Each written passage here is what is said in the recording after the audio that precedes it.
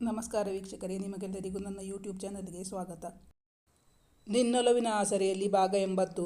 ಕಾರ ಆದರೆ ನಿಂಗೆ ನೀನು ಪರ್ಮಿಷನ್ ಕೊಟ್ಟರೆ ಈಗಲೇ ಸ್ವೀಟ್ ಕೊಟ್ಬಿಡ್ತೀನಿ. ಸನ್ನಿಧಿಯತ್ತ ಬಾಗಿ ಕಿವಿಯಲ್ಲಿ ಉಸಿರಿದಾಗ ಅವನ ಪಿಸು ಮಾತು ಬಿಸಿ ಉಸಿರಿಗೆ ಅವಳ ಮುಖ ಒಮ್ಮೆಲೆ ಕೆಂಪಾಯಿತು.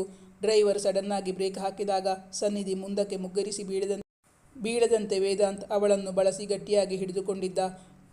ಅವನ ಅಪ್ಪುಗೆಯಲ್ಲಿದ್ದ ಅವಳ ದೇಹ ಮೃದುವಾಗಿ ಕಂಪಿಸುತ್ತಿತ್ತು.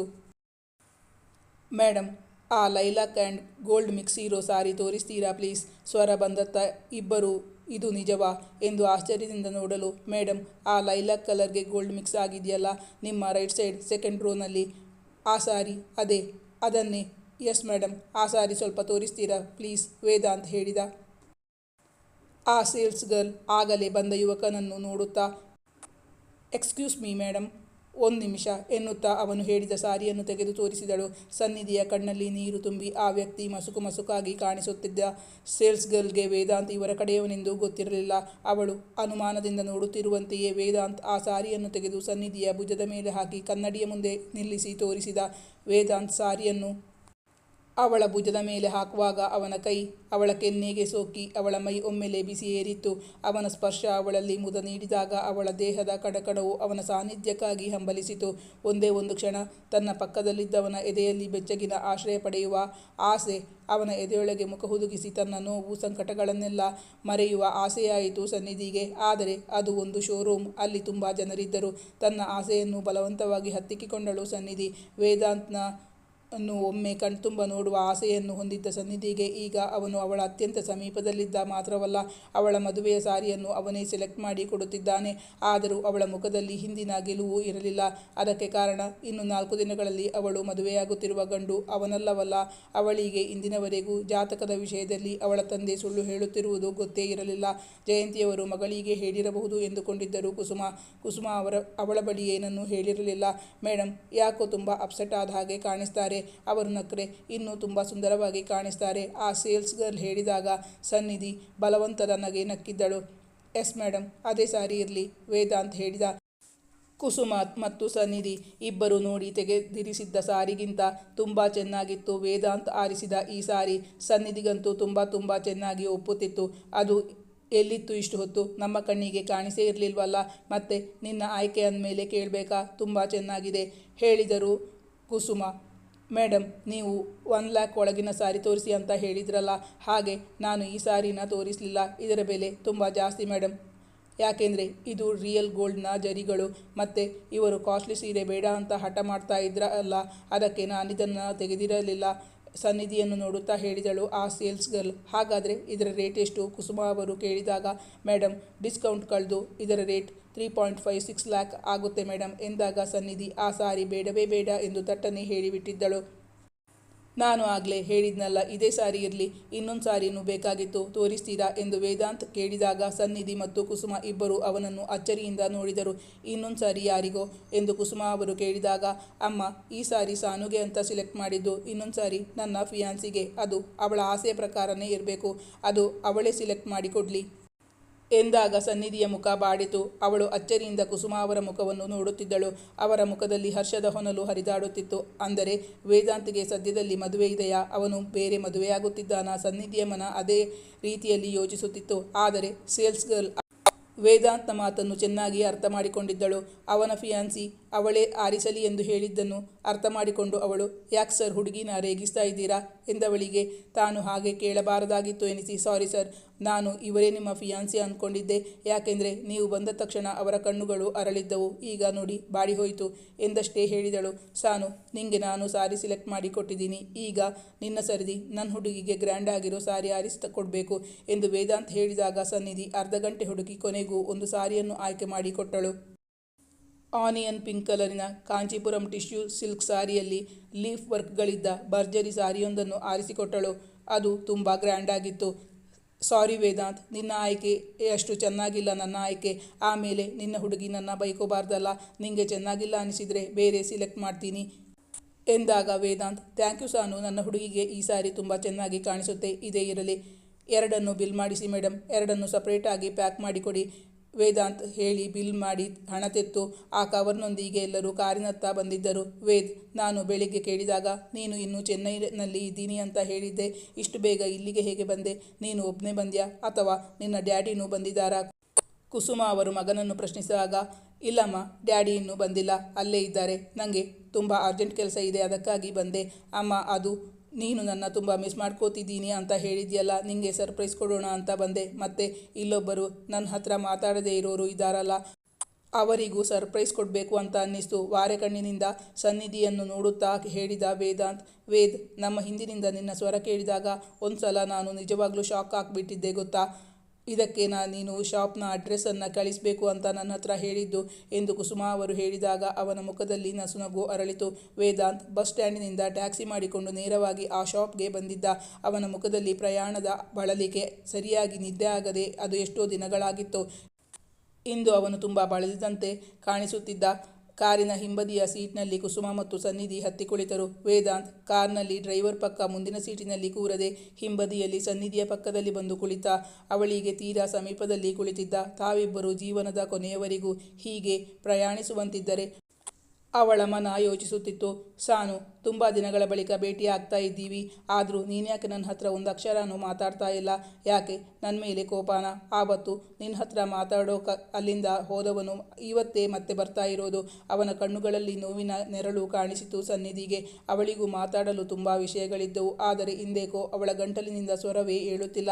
ಕಾರು ಮುಂದಕ್ಕೆ ಚಲಿಸಿತು. ಕಾರ್ ಮುಂದೆ ಸಾಗುತ್ತಿದ್ದಾಗ ಯಾರೋ ವ್ಯಕ್ತಿ ಒಬ್ಬ ಕಾರಿಗೆ ಅಡ್ಡವಾಗಿ ಬಂದಾಗ ಡ್ರೈವರ್ ಸಡನ್ನಾಗಿ ಬ್ರೇಕ್ ಹಾಕಿದ್ದ. ಮಧ್ಯದಲ್ಲಿ ಕುಳಿತಿದ್ದ ಸನ್ನಿಧಿ ಮುಂದಕ್ಕೆ ಮುಗ್ಗರಿಸಿ ಬೀಳದಂತೆ ವೇದಾಂತ್ ಅವಳನ್ನು ಬಳಸಿ ಗಟ್ಟಿಯಾಗಿ ಹಿಡಿದುಕೊಂಡ. ಅವನ ಹಿಡಿತದಲ್ಲಿದ್ದ ಅವಳ ದೇಹ ಮೃದುವಾಗಿ ಕಂಪಿಸುತ್ತಿತ್ತು. ಸದ್ಯ ಬ್ರೇಕ್ ಹಾಕದೇ ಇದ್ರೆ ಆಕೆ ಕಾರಿನಡಿಗೆ ಬಿದ್ದು ಬಿಡ್ತಾ ಇದ್ಲು. ಕೈಯಲ್ಲಿ ಒಂದು ಫೋನ್ ಹಿಡ್ಕೊಂಡ್ರೆ ಈಗಿನ ಕಾಲದ ಮಕ್ಕಳಿಗೆ ತಾವೆಲ್ಲಿದ್ದೀವಿ ಅಂತಾನೆ ಗೊತ್ತಿರಲ್ಲ. ಫೋನ್ನಲ್ಲಿ ಮಾತಾಡ್ತಾ ಜೀವನೇ ಕಳ್ಕೋತಾ ಇದ್ಲು, ಡ್ರೈವರ್ ಹೇಳಿದ. ಬಳಿಕ ಅವರೆಲ್ಲರೂ ಜ್ಯುವೆಲರಿ ಶಾಪ್ಗೆ ಹೋಗಿ ಆ ಸಾರಿಗೆ ಮ್ಯಾಚಿಂಗ್ ಆಗುವಂತಹ ಒಡವೆಗಳನ್ನು ಖರೀದಿಸಿದ್ದರು. ಮಧ್ಯಾಹ್ನ ಊಟಕ್ಕೆ ಹೋಟೆಲ್ಗೆ ಹೋಗಿದ್ದರು. ಊಟಕ್ಕೆ ಕುಳಿತಾಗಲೂ ವೇದಾಂತ್ ಬೇಕೆಂದೇ ಸನ್ನಿಧಿಯ ಪಕ್ಕದಲ್ಲಿ ಹೋಗಿ ಕುಳಿತಿದ್ದ. ಎಲ್ಲಿ ಹೋದರೂ, ಯಾರು ಜೊತೆಗಿದ್ದರೂ ಅವಳ ಮನಸ್ಸಿನ ನೋವನ್ನು ಕಡಿಮೆ ಮಾಡಲು ಸಾಧ್ಯವಿಲ್ಲವಲ್ಲ. ಆಗಾಗ ಹನಿಗೂಡುತ್ತಿದ್ದ ಅವಳ ಕಣ್ಣುಗಳನ್ನು ಸೂಕ್ಷ್ಮವಾಗಿ ಗಮನಿಸುತ್ತಲೇ ಇದ್ದ ವೇದಾಂತ್. ಸ್ಟಾರ್ಟರ್ಸ್ ಏನು ಹೇಳಿ? ವೇದಾಂತ್ ಕೇಳಿದಾಗ ಅವಳ ಮೌನವೇ ಉತ್ತರವಾಗಿತ್ತು. Sweet corn soup, masala papad, baby corn manchurian, mushroom masala, mixed veg curry. ರೋಟಿಗೆ ಹೇಳಿದಾಗ ವೈಟರ್ ಆರ್ಡರ್ ಮಾಡಿದ್ದನ್ನೆಲ್ಲ ತಂದಿಟ್ಟು ಎಲ್ಲರಿಗೂ ಬಡಿಸತೊಡಗಿದಾಗ, ನನಗೆ ಇಷ್ಟೊಂದೆಲ್ಲ ತಿನ್ನೋಕ್ಕಾಗಲ್ಲ, ಒಂದು ರೋಟಿ ಮಾತ್ರ ಸಾಕು ಎಂದು ಸನ್ನಿಧಿ ಕೈ ಅಡ್ಡ ಹಿಡಿದಾಗ, ಯಾಕೆ? ಆಮೇಲೆ ಐಸ್ ಕ್ರೀಮ್ ತಿನ್ನೋಕೆ ಜಾಗ ಇಲ್ಲ ಅಂತಾನಾ? ಅಥವಾ ಕೊಡಿಸಲ್ಲ ಅಂದ್ಕೊಂಡ್ಯಾ? ನಿಂಗೆ ಗಡ್ಬಡ್ ಅಂದರೆ ಇಷ್ಟ ಅಂತ ನಾನಂತೂ ಮರೆತಿಲ್ಲ, ಖಂಡಿತ ಕೊಡಿಸ್ತೀನಿ. ಆದರೆ ಒಂದು ಕಂಡೀಷನ್, ಈಗ ಆರ್ಡರ್ ಮಾಡಿರೋದನ್ನೆಲ್ಲ ನೀನು ತಿನ್ನಲೇಬೇಕು, ಇಲ್ಲಾಂದರೆ ತಿನ್ನೋ ತನಕ ಇಲ್ಲಿಂದ ಬಿಡುಗಡೆನೇ ಇಲ್ಲ ಎಂದು ವೇದಾಂತ್ ಹೇಳಿದಾಗ ಸನ್ನಿಧಿ ಕುಸುಮ ಅವರ ಬಳಿ ಕಂಪ್ಲೇಂಟ್ ಮಾಡಿದಳು. ನೋಡಿ ಆಂಟಿ, ಇವನನ್ನು ಇಲ್ಲಿಂದ ಹೋಗೋಕ್ಕೆ ಬಿಡಲ್ಲ ಅಂತ ಹೇಳಿದರೆ ಹೇಗೆ? ನಾನು ಮನೆಗೆ ಹೋಗಲೇಬೇಕು, ಇಲ್ಲಾಂದರೆ ಮನೇಲಿ ತುಂಬ ಗಾಬರಿ ಆಗ್ತಾರೆ. ನೀವಾದರೂ ಅವನಿಗೆ ಹೇಳಿ ಆಂಟಿ, ನಾನು ತುಂಬ ತಿಂದರೆ ಡುಮ್ಮಿ ಆಗ್ತೀನಿ ಅಂತ ಈಗ ಡಯಟ್ ಮಾಡೋಕ್ಕೆ ಶುರು ಮಾಡಿದ್ದೀನಿ. ಐಸ್ ಕ್ರೀಮ್ ತಿನ್ನುವುದನ್ನೇ ನಿಲ್ಲಿಸಿಬಿಟ್ಟಿದ್ದೀನಿ. ನನಗೇನು ನೀನು ಕೊಡಿಸೋ ಐಸ್ ಕ್ರೀಮ್ ಬೇಕಾಗಿಲ್ಲ. ವೇದಾಂತ್ ಮೇಲೆ ಮುನಿಸಿಕೊಂಡು ಮೂತಿ ಊದಿಸಿಕೊಂಡು ಹೇಳಿದಳು Sannidhi. You look so cute. Sanu, ಈಗ ನೀನು ನಿಜವಾಗ್ಲೂ ತುಂಬ ಚೆನ್ನಾಗಿ ಕಾಣಿಸ್ತಿದ್ದೀಯಾ, ಅವನು ಜೋರಾಗಿ ನಗುತ್ತಾ ಹೇಳಿದ. ಅವಳಿಗೆ ಮುನಿಸು ಏರಿತು. ಅಮ್ಮ, ಈ ಹುಡುಗಿಗೆ ಮೊದಲಿಂದಾನು ಹಸಿವು ಜಾಸ್ತಿ. ಇಷ್ಟು ಹೊತ್ತು ಅದು ಹೇಗೆ ತಡ್ಕೊಂಡಿದ್ಲೋ, ಈಗ ಸುಮ್ಮನೆ ಏನು ತಿನ್ನಲ್ಲ ಅಂತ ನಾಟಕ ಮಾಡ್ತಾ ಇದ್ದಾಳೆ. ನೀನು ಅವಳಿಗೆ ಸಪೋರ್ಟ್ ಮಾಡೋಕೆ ಹೋಗಬೇಡ. ಅವಳು ತಿನ್ನದೇ ಇದ್ದರೆ ಏನಂತೆ, ಹೇಗೆ ತಿನ್ನಿಸಬೇಕು ಅಂತ ನನಗೆ ಚೆನ್ನಾಗಿ ಗೊತ್ತಿದೆ. ಸಾನು, ನೀನು ತಿನ್ನಲಿಲ್ಲ ಅಂದರೆ ಬಾಯಿಗೆ ಹಾಕಿ ಪುಟ್ಟ ಮಕ್ಕಳಿಗೆ ತಿನ್ನಿಸ್ತಾರಲ್ಲ, ಹಾಗೆ ತಿನ್ನಿಸ್ತೀನಿ. ಅಕ್ಕಪಕ್ಕದ ಟೇಬಲ್ನವರೆಲ್ಲ ನಮ್ಮನ್ನೇ ನೋಡ್ತಾರೆ. ಆಮೇಲೆ ಮರ್ಯಾದೆ ಹೋಯಿತು ಅಂತ ಮಾತ್ರ ನನ್ನ ಹತ್ರ ಹೇಳಬೇಡ ಎಂದು ವೇದಾಂತ್ ಹೇಳಿದಾಗ, ಊಟ ಮಾಡದೆ ಕೂತರೆ ಅವನು ತಾನು ಹೇಳಿದಂತೆ ಮಾಡುವವನೇ ಎಂದು ಗೊತ್ತಿದ್ದ ಸನ್ನಿಧಿ ಹೆಚ್ಚು ತಕರಾರು ತೆಗೆಯದೆ ಊಟ ಮಾಡತೊಡಗಿದಳು. ಇಂದು ವೇದಾಂತ್ ಸನ್ನಿಧಿಯನ್ನು ಗೀಟಲೆ ಮಾಡಿ ರೇಗಿಸುತ್ತಾ, ಜೋಕ್ಸ್ ಹೇಳಿ ಅವಳನ್ನು ನಗಿಸುತ್ತಾ ಊಟ ಮಾಡತೊಡಗಿದರು. ಇದು ಖಾರ, ನನಗೆ ತಿನ್ನೋಕ್ಕಾಗಲ್ಲ ಎಂದು ಅವಳು ಮಿಗಿಸಿದ್ದನ್ನು ಕಂಡು ವೇದಾಂತ್ ಸಾನು ಎಂದು ಹೇಳಿದಾಗ ಕುಸುಮ ಅವರಿಗೆ ವಿಶ್ವನಾಥ್ ಅವರ ಕಾಲ್ ಬಂದಿತ್ತು. ಅವರು ಕಾಲ್ ಅಟೆಂಡ್ ಮಾಡುತ್ತಿದ್ದರು. ಖಾರ ಆದರೆ ನಿಂಗೆ ಸ್ವೀಟ್ ಕೊಡ್ತೀನಿ, ನೀನು ತಗೊಳ್ಳೋಕೆ ರೆಡಿ ಇದ್ದರೆ ಪರ್ಮಿಷನ್ ಕೊಟ್ಟರೆ ಈಗಲೇ ಇಲ್ಲೇ ಕೊಟ್ಬಿಡ್ತೀನಿ ಎಂದು ಹೇಳುತ್ತಾ ಸನ್ನಿಧಿಯತ್ತ ಬಾಗಿ ಅವಳ ಕಿವಿಯಲ್ಲಿ ಉಸಿರಿದಾಗ ಅವನ ಪಿಸು ಮಾತು ಬಿಸಿ ಉಸಿರಿಗೆ ಅವಳ ಮುಖ ಒಮ್ಮೆಲೆ ಕೆಂಪು ಕೆಂಪಾಯಿತು. ನನಗೇನು ಬೇಡ, ತಿಂದಿದ್ದೇ ಜಾಸ್ತಿ ಆಯಿತು. ನನಗೆ ಬೇಡ ಅಂದರೂ ಹಾಕಿಸಿದೆ, ಈಗ ಏನು ಮಾಡಲಿ? ಮುಖ ಸಪ್ಪಗೆ ಮಾಡಿಕೊಂಡು ಮೆಲ್ಲನೆ ಉಸಿರಿದಳು ಸನ್ನಿಧಿ. ಹಾಗಾದರೆ ಎಲ್ಲ ನೈವೇದ್ಯ ಮಾಡಿ ನನಗೆ ಕೊಡೋಕೆ ಅಂತ ಇಟ್ಟಿದ್ದೀಯಾ ಅನ್ನು. ಯಾರಿಗುಂಟು ಯಾರಿಗಿಲ್ಲ ಈ ಅದೃಷ್ಟ. ನಾನೇ ತಿಂತೀನಿ. ಅವಳು ಮಿಗಿಸಿದ್ದನ್ನು ಅವನೇ ತಿಂದು ಮುಗಿಸಿದ. ಸಾನು ಖಾರ ಅಂದ್ಯಲ್ಲ, ನಾನು ತಿಂದು ಮುಗಿಸಿದ್ದೀನಿ. ನನಗೂ ಖಾರ ಆಗ್ತಾ ಇದೆ. ಯಾವ ಐಸ್ ಕ್ರೀಮ್ಗೆ ಹೇಳಿ, ಅದಂತೂ ನಿನ್ನ ಚಾಯ್ಸ್ ಎಂದವನು ಕೇಳಿದಾಗ ಐಸ್ ಕ್ರೀಮ್ ವಿತ್ ಜೆಲ್ಲಿ ಹೇಳಿದಳು ಸನ್ನಿಧಿ. ಕೊನೆಯಲ್ಲಿ ಎಲ್ಲರಿಗೂ ಅವಳಿಷ್ಟದ ಐಸ್ ಕ್ರೀಮ್ ತರಿಸಿಕೊಟ್ಟಿದ್ದ ವೇದಾಂತ್. ನಿಂಗೊತ್ತಾ ಸಾನು, ಆವತ್ತು ನಿನ್ನ ಜೊತೆ ಐಸ್ ಕ್ರೀಮ್ ತಿಂದಿದ್ದೇ ಕೊನೆ. ಆಮೇಲೆ ಇವತ್ತಿನವರೆಗೂ ನಾನು ಐಸ್ ಕ್ರೀಮ್ ತಿಂದಿಲ್ಲ. ನಾನು ತಿಂದಿಲ್ಲ ಗೊತ್ತಾ. ನಿನ್ನ ಬಿಟ್ಟು ಐಸ್ ಕ್ರೀಮ್ ತಿನ್ನೋಕೆ ನನಗೂ ಮೂಡಿರಲಿಲ್ಲ. ಸತ್ಯ ಬಾಯಿಯಿಂದ ಹೊರಗೆ ಬಂದಿತ್ತು. ಐಸ್ ಕ್ರೀಮ್ ಮಾತ್ರ ಪೂರ್ತಿ ತಿಂದು ಮುಗಿಸಿದ್ದಳು ಸನ್ನಿಧಿ. ಈಗ ನೋಡಿದ್ಯಾ ಅಮ್ಮ, ಐಸ್ ಕ್ರೀಮ್ಗೋಸ್ಕರ ಜಾಗ ಬೇಕು ಅಂತ ಎಲ್ಲ ನಾಟಕ ಮಾಡ್ತಾ ಇದ್ದಿದ್ದು. ಅವಳು ಮಿಗಿಸಿದ್ದು ಪೂರ್ತಿ ನಾನು ತಿಂದು ಮುಗಿಸಿದ್ನಲ್ಲ. ಈ ಹುಡುಗಿ ಇಷ್ಟೊಂದು ಐಸ್ ಕ್ರೀಮ್ ತಿಂದರೂ ಒಂಚೂರು ದಪ್ಪ ಆಗಲ್ಲ. ಆದರೆ ನಾನು ನೋಡು, ಹೀಗೆ ಐಸ್ ಕ್ರೀಮ್ ತಿಂದರೆ 1 ವಾರದಲ್ಲಿ 2 kg ಜಾಸ್ತಿ ಆಗಿಬಿಡ್ತೀನಿ. ಆಮೇಲೆ ಜಿಮ್ನಲ್ಲಿ ವರ್ಕೌಟ್ ಮಾಡಿ ತೂಕ ಇಳಿಸ್ಕೋಬೇಕಾಗುತ್ತೆ. ಊಟ ಮುಗಿಸಿ ಬಿಲ್ ಕೊಟ್ಟು ಎಲ್ಲರೂ ಅಲ್ಲಿಂದ ಹೊರಬಂದರು. ಸಾನೂನ ಅವಳ ಮನೆ ಹತ್ತಿರ ಡ್ರಾಪ್ ಮಾಡಿ ನಾವು ನಮ್ಮ ಮನೆಗೆ ಹೋಗೋಣ ಹೇಳಿದರು ಕುಸುಮ. ಆಂಟಿ, ಮನೆ ಮುಂದೆ ಬೇಡ, ಮನೆ ಹತ್ತಿರ ಇರುವ ಬಸ್ ಸ್ಟಾಪ್ ಹತ್ತಿರ ಬಿಟ್ಟರೆ ಸಾಕು. ಇಷ್ಟು ಹೊತ್ತು ಖುಷಿ ಖುಷಿಯಾಗಿ ಕಾಲ ಕಳೆದಿದ್ದರು. ಈಗ ವಿರಹ ವೇದನೆ ಅನುಭವಿಸುತ್ತಿದ್ದರು ಇಬ್ಬರು. ಸನ್ನಿಧಿ ಕಾರ್ನಿಂದ ಇಳಿಯ ಹೊರಟಾಗ ಕುಸುಮ ಅವರು ಅವಳಿಗೆ ಒಂದು ಕವರನ್ನು ಕೊಡುತ್ತಾ ಹೇಳಿದರು, ಇದು ನಿಂಗೆ ಅಂತ ಪರ್ಚೇಸ್ ಮಾಡಿದ್ದು, ನೀನು ತಗೊಂಡು ಹೋಗು ಎಂದಾಗ ಸನ್ನಿಧಿ ಅನುಮಾನಿಸುತ್ತಾ ಹೇಳಿದಳು, ನನ್ನ ಮದುವೆಗೆ ಅಂತ ಮನೆಯಲ್ಲಿ ಬೇರೆ ಸಾರಿ ತಗೊಂಡಿದ್ದಾರೆ ಆಂಟಿ. ಮತ್ತೆ ಇಷ್ಟು ಕಾಸ್ಟ್ಲಿ ಸಾರಿ ತಗೊಂಡು ಹೋದರೆ ಮನೆಯಲ್ಲಿ ಬೈತಾರೆ.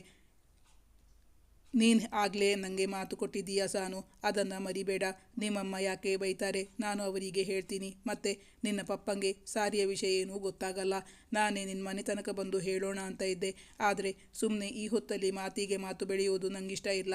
ನಿನ್ನ ಮದುವೆಗೆ ಬಂದು ಆಶೀರ್ವಾದ ಮಾಡೋಕೆ ನಾನಂತೂ ಖಂಡಿತ ಬರ್ತೀನಿ ಕುಸುಮ ಅವರು ಹೇಳಿದಾಗ ಸನ್ನಿಧಿ ಉತ್ತರಿಸಲಿಲ್ಲ. ಬದಲಾಗಿ ವೇದಾಂತ್, ಅಮ್ಮ, ನನಗೆ ಮದುವೆಗೆ ಇನ್ವಿಟೇಷನ್ನೇ ಇಲ್ಲ, ಮತ್ತೆ ನಾನು ಹೇಗೆ ಬರಲಿ? ವೇದಾಂತ್ ಅವಳನ್ನು ರೇಗಿಸಿದಾಗ ಕುಸುಮ ಅವರು ಮಗನನ್ನು ಗದರಿದರು. ವೇದ್, ನೀನು ಸುಮ್ಮನಿರ್ತೀಯೋ ಇಲ್ವೋ, ಅಥವಾ ಏನಾದರೂ ಬೇಕಾ? ಅಮ್ಮ, ನಿಜವಾಗ್ಲೂ ನನಗೇನೋ ಬೇಕಾಗಿತ್ತು. ಆದರೆ ಅದು ನಿನ್ನ ಹತ್ತಿರದಿಂದ ಅಲ್ಲ. ನನ್ನ ಹುಡುಗಿ ಯಾಕೋ ಇವತ್ತು ನನ್ನ ಮೇಲೆ ತುಂಬ ಕೋಪ ಮಾಡ್ಕೊಂಡಿದ್ದಾಳೆ ಎಂದು ಸನ್ನಿಧಿಯನ್ನು ನೋಡುತ್ತಾ ಹೇಳಿದಾಗ ಸನ್ನಿಧಿ ಮೌನವಾಗಿ ಕಾರ್ನಿಂದ ಇಳಿದು ತನ್ನ ಮನೆಯತ್ತ ಹೆಜ್ಜೆ ಹಾಕಿದಳು. ವೀಕ್ಷಕರೇ, ನಿಮಗಾಗಿ ಸದ್ಯದಲ್ಲೇ ಒಂದು ಹೊಸ ಕತೆ ಹಾಕೋಣ ಅಂತ ಇದ್ದೀನಿ, ನಿರೀಕ್ಷಿಸಿ. ಈ ಕಥೆಯ ಮುಂದಿನ ಭಾಗ ಮುಂದಿನ ಸಂಚಿಕೆಯಲ್ಲಿ ಮುಂದುವರಿಯುವುದು. ವೀಕ್ಷಕರೇ, ನಾನು ಹಾಕೋ ಕತೆ ನಿಮಗೆ ಇಷ್ಟವಾಗಿದ್ದಲ್ಲಿ ಸಬ್ಸ್ಕ್ರೈಬ್ ಮಾಡಿ, ನನ್ನ ವಿಡಿಯೋವನ್ನು ಲೈಕ್ ಮಾಡಿ, ನಿಮ್ಮ ಆಪ್ತರಿಗೆ ನನ್ನ ವಿಡಿಯೋವನ್ನು ಶೇರ್ ಮಾಡಿ, ನಿಮ್ಮ ಅನಿಸಿಕೆ ಅಭಿಪ್ರಾಯಗಳನ್ನು ಕಮೆಂಟ್ ಮಾಡಿ ತಿಳಿಸೋದರ ಮೂಲಕ ನನ್ನನ್ನು ಸಪೋರ್ಟ್ ಮಾಡಬೇಕಾಗಿ ವಿನಂತಿಸಿಕೊಳ್ತಿದ್ದೀನಿ. Thank you for watching.